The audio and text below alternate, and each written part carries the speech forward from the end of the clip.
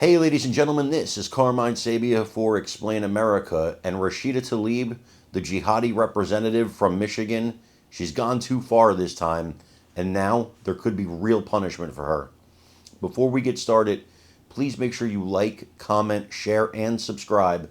Those little things really help us out, and they help our channel continue to grow.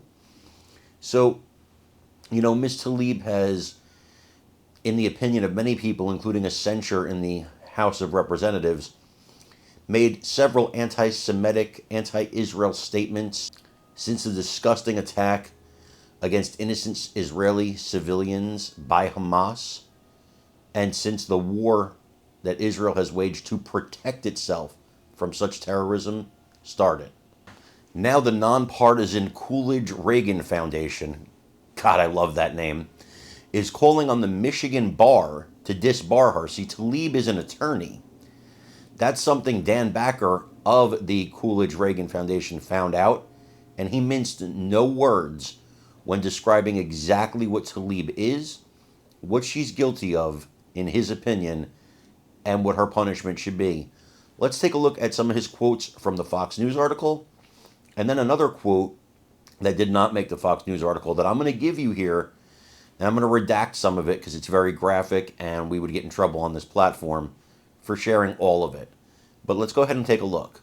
According to the complaint, the Coolidge Reagan Foundation's request arises from Attorney Tlaib's false, discriminatory, and anti-Semitic comments regarding the horrific massacre and other crimes the international terrorist group Hamas ruthlessly unleashed against innocent Israeli civilians on October 7, 2023, including kidnapping, rape, beheading children, burning people alive, and murdering a baby by placing him in an oven.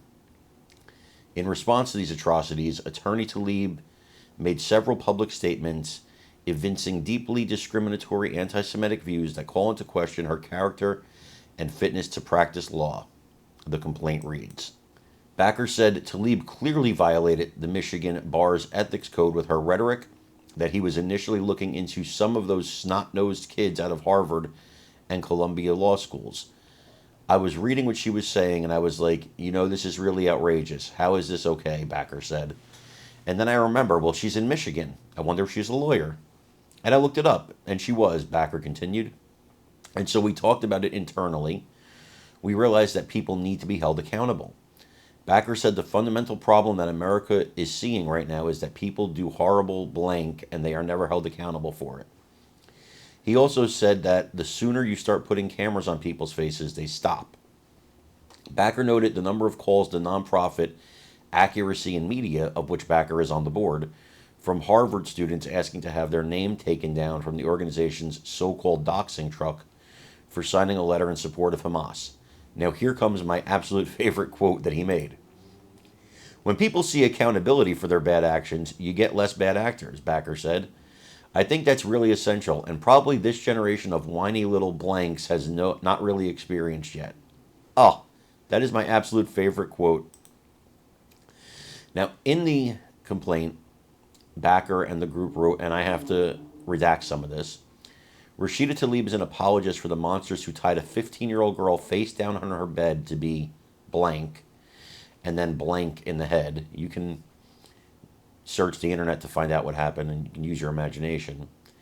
She's an apologist for the monsters who put a baby, and then I have to redact that part, but again, all this information is available on the web. Tlaib is an indecent human being. That's her right, but as a lawyer, she's held to a higher standard. The Michigan bar can either punish Tlaib for her promotion of blatant lies and vile anti-Semitism, or find some ridiculous excuse to protect her. You can be decent, or you can be pro-Hamas. Not both. I 100% agree with Mr. Backer, everything that he said there, and the entire group, because when people are not held accountable for their actions, bad things continue to happen. Bad actors continue to be bad actors. You've seen it with riots. Every parent knows this with a child. If there's no discipline, you get a child who acts like there is no discipline. You see it in every Democrat-run city. When crime is not punished, crime increases. Well, when people are not held accountable for their words, they continue saying words that are not only reprehensible, but dangerous. Dangerous to the Jewish community when they're made out to be villains when they're the victims. I want to know what you guys think about this. Please let me know in the comments. Also, please remember to like, share, and subscribe. It really helps us out. I'm Carmine Sabia. This is Explain America. We love you guys. God bless you. Take care, everybody.